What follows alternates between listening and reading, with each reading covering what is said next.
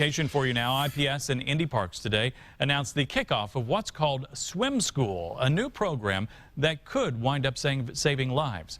RTV6's Ann Kelly reports on why it's so important and how your child can swim to safety.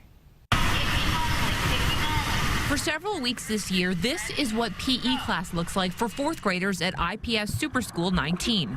A field trip to take swimming lessons at the Lashana Bates Indoor Aquatic Center on the south side. Every Wednesday we come for 45 minutes. The boys get 45 minutes and then the girls get 45 minutes.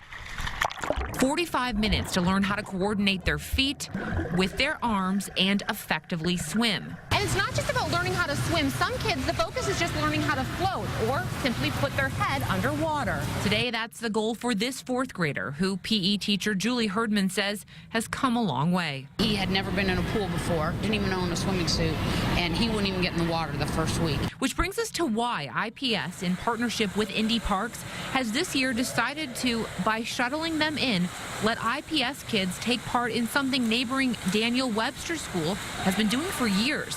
78% of IPS students qualify for free or reduced lunch.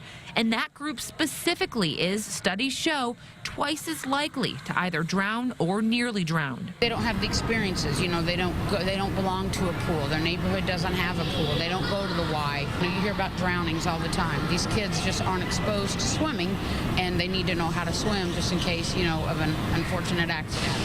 I think this is an honor that we get to come here during school. Nearly 500 kids from 4 IPS schools are expected to learn the basics and have a little fun in swim school this year. The hope that down the road funding will allow for even more. Ann Kelly, RTV6. And that funding coming in the form of grants or donations. It's needed because while Indy Parks lets IPS use the pool for free, it does cost money to shuttle the students to their lessons.